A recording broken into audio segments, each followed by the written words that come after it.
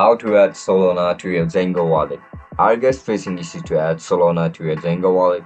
If that's so, then this video might help you out. Without further ado, let's dive into the video.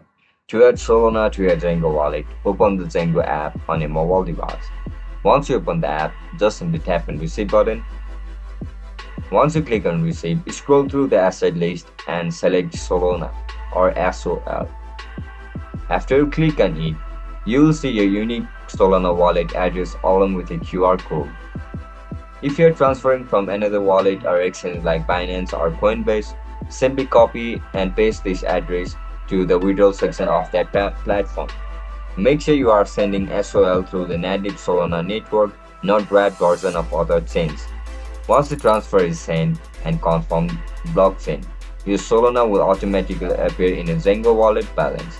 It's fast, safe, and secure. Zengo never shows private keys, keeping asset protected. And that's how we're gonna add Solana to your Zengo wallet. I'll catch you in the next one. Bye bye.